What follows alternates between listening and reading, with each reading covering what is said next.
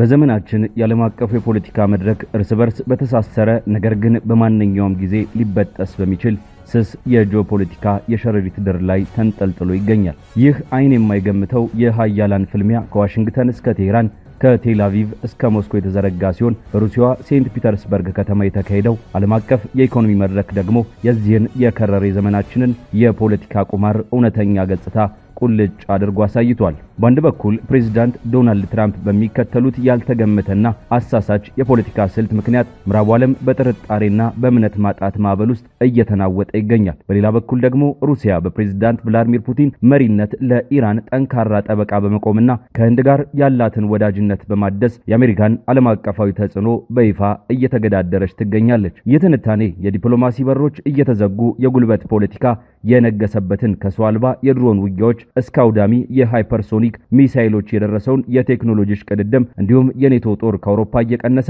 የኒኩለር ጦር መሳሪያ ጥላ ግን በአህጉሪቱ ላይ ዳግም እያንዣበበ መምጣቱን ይዳስሳል። በአጠቃላይ መተማመን የጠፋበትና በገዛ ፍርሃቷ ታጅባ ባደገኛ የታሪክ መስቀለኛ መንገድ ላይ የቆመችውን የዛሬቱን ዓለም ገጽታ በሰላ የዘገባ መነጽር የሚያሳይ ጥበባዊ ዳሰሳ ነው።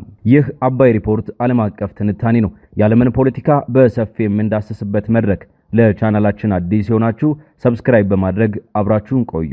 በዓለም አቀፉ የፖለቲካና የዲፕሎማሲ መድረክ ላይ የሚታየው ውስብስብ የጂኦፖለቲካዊ ሸረሪት ድር በሩሲያዋ ሴንት ፒተርስበርግ ከተማ በተካሄደው የኢኮኖሚ መድረክ ላይ በግልጽ ተንጸባርቋል። በዘመናችን የዓለም ፖለቲካ ውስጥ እጅግ አነጋጋሪ ከሆኑት ጉዳዮች መካከል አንዱ የሆነው የአሜሪካና የኢራን ውጥረት በሩሲያ የኢራን አምባሳደር ካዜም ጃላሊ አንደበት በሰላ ትችት ቀርቧል። አምባሳደሩ የአሜሪካውን ፕሬዝዳንት ዶናልድ ትራምፕን ፖለቲካዊ አካሄድ ግልጽነት የጎደለውና አሳሳች ሲሉ ኮንነውታል። እንደ ጃላሊ ገለጻ ትራምፕ ራሳቸው ሳይቀሩ ስልታቸው ሰውን ማሳሳት እንደሆነ በይፋ የተናገሩ ሲሆን ይህ ደግሞ አሜሪካውያን የፖለቲካ ተንታኞች እንኳን የትራምፕን ቀጣይ እርምጃና ፍላጎት ለመተንበይ እንዳይችሉ አድርጓቸዋል። ይህ አይነቱ ያልተገመተ ፖለቲካዊ ባህሪ አዲሱ የምዕራባውያን መሪዎች ትውልድ በዓለም አቀፉ ማህበረሰብ ዘንድ እምነት እንዳይጣልበት አድርጓል ሲሉ አምባሳደሩ ይሞግታሉ። ምንም እንኳን በምዕራባውያን በኩል ያለው የዲፕሎማሲ በር እየጠበበ ቢመጣም ኢራን ከሩሲያ ጋር ያላትን ግንኙነት እያደገ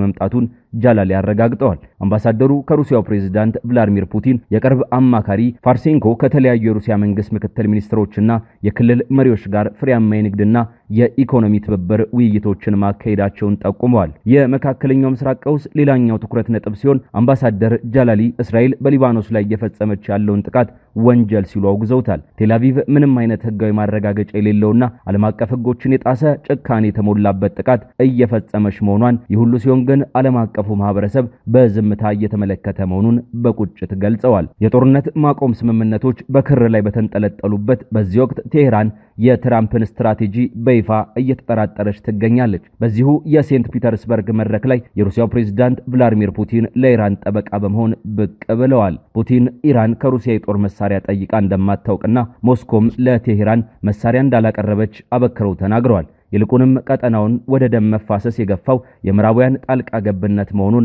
ፑቲን ይሞግታሉ። ምዕራባውያን በዓለም አቀፉ የአቶሚክ ኤነርጂ ኤጀንሲ እውቅና አግኝቶ የነበረውን የኢራን የኒኩለር ስምምነት በማፍረሳቸውና ከስምምነቱ በመውጣታቸው ምክንያት ዛሬ ለሚታየው ቀውስ ተጠያቂዎች ናቸው ብለዋል። ከዚህም አልፎ በቅርቡ በኢራን ላይ የተሰነዘረውን ጥቃት አሳዛኝ ክስተት ሲሉ ገልጸውታል። የሩሲያ ዲፕሎማሲ በመካከለኛው ምስራቅ ያለውን ሚዛን ለመጠበቅ ከፍተኛ ጥረት እያደረገ መሆኑን ፑቲን አልደበቁም። ሞስኮ ከኢራን ከአረብ ሀገራትና ከባሕረ ሰላጤው ሀገራት ጋር ያላትን ወዳጅነት ጠቅሰው ኢራን በጎረቤቶቿ ላይ ጥቃት እንዳትሰነዝር ጥሪ ማቅረባቸውን አውስተዋል። ይሁን እንጂ የኢራን አመራሮች የሚሰጡት ምላሽ የሁኔታውን አስከፊነት የሚያሳይ ነው። ኢራናውያን ጥቃት እየተሰነዘረብን ነው፣ ልጆቻችንና የሀገሪቱ አመራሮች እየተገደሉ ነው፣ ስለዚህ ምላሽ ከመስጠት ውጭ ሌላ አማራጭ የለም የሚል አቋም እንዳላቸው ፑቲን አስረድተዋል። በዚህ ውጥረት ውስጥ ሩሲያ ከዋሽንግተን ከቴህራንና ከቴል አቪቭ ጋር ያላትን ግንኙነት እንደቀጠለች ትገኛለች። ፑቲን ፕሬዝዳንት ትራምፕን በተመለከተ ሲናገሩ ትራምፕ የበሰሉና ልምድ ያላቸው ፖለቲከኛ በመሆናቸው በሌሎች የውጭ ኃይሎች ተጽዕኖ ስር ይወድቃሉ ብለው እንደማያምኑ ገልጸዋል። የእስራኤል ዋነኛ ስጋት የሆነውን የኢራን የኒኩለር ጦር መሳሪያ ባለቤትነት ፍላጎትን በተመለከተ ፑቲን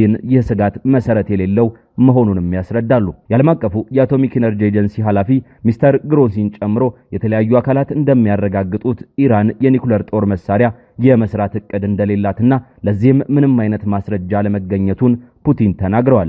ዋናው ችግር በሁለቱ ወገኖች መካከል ያለው የከፋ የእምነት ማጣት መሆኑንም አስምረውበታል። ከዚሁ የኒኩለር ደህንነት ጋር በተያያዘ በኢራን የሚገኘው የቡሸር የኒኩለር ማብለያ ጣቢያ ደህንነት የተረጋገጠ መሆኑን ጠቅሰው በአንጻሩ በዩክሬን የሚገኘው የዛፖርዥያ የኒኩለር ጣቢያ በዩክሬን ወታደሮች ተደጋጋሚ ጥቃት እየተሰነዘረበት መሆኑንና የድርጊት በአውሮፓና በሩሲያ ላይ ከፍተኛ አደጋን ሊያስከትል እንደሚችል አስጠንቅቀዋል። ምዕራባውያን በኢራን ላይ ያሳደሩት ጫና ሀገሪቱን ከውስጥ ያፈራርሳታል ብለው ተስፋ አድርገው የነበረ ቢሆንም ውጤቱ ግን የተገላቢጦሽ እንደነበር ፑቲን ተንትነዋል። ግጭቱ ሲቀሰቀስና ጥቃቶች ሲሰነዘሩ የሀገሪቱ ሕዝብ ይበልጥ አንድነቱን አጠናክሯል። ቀደም ሲል 5 ሚሊዮን የነበረው በፈቃደኝነት ሀገሩን ለመከላከል የተነሳው ሕዝብ አሁን ከ10 ሚሊዮን በላይ መድረሱን፣ ይህም ኢራን ለሕይወታቸው ሳይሳሱ ሀገራቸውን በሚከላከሉ ዜጎች የተሞላች መሆኗን እንደሚያሳይ ፑቲን መስክረዋል። ከመካከለኛው ምስራቅ ባሻገር ሩሲያ ከህንድ ጋር ያላትን ስትራቴጂካዊ ግንኙነት በተመለከተ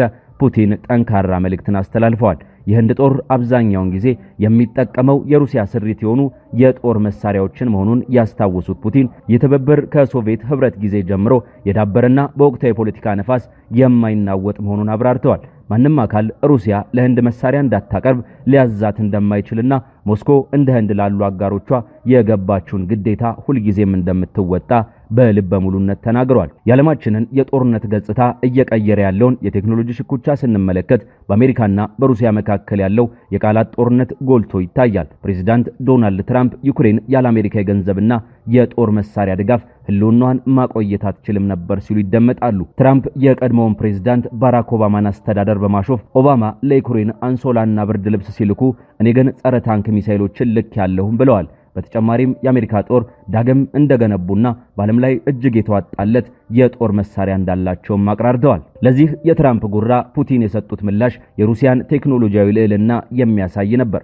ምዕራባውያን የሌላቸውን እጅግ ዘመናዊ ጦር መሳሪያዎች ሩሲያ በራሷ አቅም አምርታለች ሲሉ ፑቲን ተናግረዋል። ከዚህም ውስጥ የድምፅን ፍጥነት የሚበልጡት የሃይፐርሶኒክ መሳሪያዎች፣ ክሩዝ ሚሳኤሎችና በተለይም ኦርሺኒክ የተባለው መካከለኛ ርቀት ተወንጫፊ ሚሳኤል ይገኙበታል። በድሮን ቴክኖሎጂ ዘርፍም ቢሆን ዩክሬን ከምዕራባውያን የሚሰጣትን መሳሪያ ከመገጣጠም ባለፈ የራሷ አቅም እንደሌላት፣ ሩሲያ ግን በራሷ ሳይንሳዊ ትምህርትና ኢንዱስትሪያዊ አቅም ላይ ተመስርታ ዘመናዊ መሳሪያዎችን እያመረተች መሆኑን አስረድተዋል። ፑቲን አክለውም የድሮን ጦርነት በአጥቂውና በተጠቂው መካከል ሰው ሰራሽ ርቀት መፍጠሩን፣ ይህ ደግሞ በጦርነት ውስጥ የነበረውን የክብር ሕግ በመጣስ አዲስ አይነት ጭካኔን ማምጣቱን በሐዘኔታ ገልጸዋል። ይህ የጦር መሳሪያ ፉክክርና የጂኦፖለቲካ ውጥረት አውሮፓን በከፍተኛ ስጋት ውስጥ ጥሏታል። ፕሬዚዳንት ትራምፕ በአውሮፓ በተለይም በጀርመን የሚገኘውን የአሜሪካ ጦር ቁጥር ለመቀነስ ማቀዳቸው የኔቶ አጋሮችን ግራ አጋብቷል። አንዳንዶች 5000 የሚጠጋ የአሜሪካ ጦር ወደ ፖላንድ ሊዛወር ነው ቢሉም ይህ ያልተጠበቀ የጦር ሰራዊት ቅነሳና እንቅስቃሴ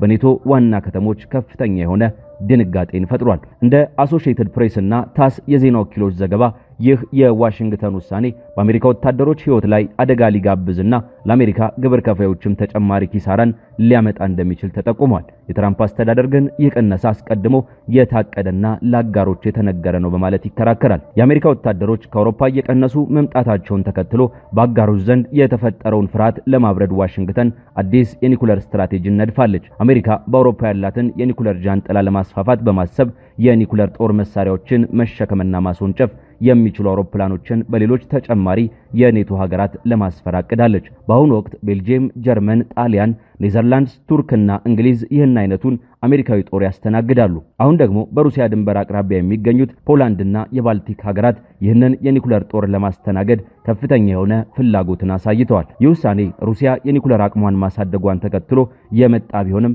ያለምን የደህንነት ስጋት ወደ ለየለት አዘቅት የሚከተውም ነው ተብሏል። ፑቲን ይህንን ሁኔታ በተመለከተ ሲያስጠነቅቁ በሲቪል ማህበረሰብ ላይ ያነጣጠረ ማንኛውም አደገኛ የጦር መሳሪያ አጠቃቀም ዓለም አቀፍ የሰብአዊነት ወንጀል መሆኑንና የዓለም አቀፉ ማህበረሰብ ይህንን ሊያስቆም እንደሚገባ አሳስበዋል። ከነዚህ ሁሉ ውስብስብ ፖለቲካዊ፣ ወታደራዊና ዲፕሎማሲያዊ ክስተቶች የምንረዳው ዓለማችን እርስ በርስ በመጠራጠር በጦር መሳሪያ ሽቅድድምና በሃያላን ሀገራት የጥቅም ግጭት ታጅባ አደገኛ በሆነ የታሪክ መስቀለኛ መንገድ ላይ መቆሟን ነው። ከሴንት ፒተርስበርግ እስከ ዋሽንግተን፣ ከቴሄራን እስከ ቴል አቪቭ እንዲሁም ከአውሮፓ እስከ ህንድ ያለው የፖለቲካ ትርክት የሚያሳየው መተማመን የጠፋበትንና የጉልበት ፖለቲካ የነገሰበትን የዘመናችንን አስፈሪ እውነታ ነው። የዛሬው ዓለም አቀፍ ትንታኔያችን በዚሁ ተቋጨ። ስለተከታተላችሁን እያመሰገንን ለቻናላችን አዲስ የሆናችሁ ሰብስክራይብ በማድረግ ቤተሰብ እንድትሆኑ እንጋብዛለን። ከሰዓታት በኋላ በሌላ ዓለም አቀፍ ጉዳይ እስከምንገናኝ ሰናይ ጊዜ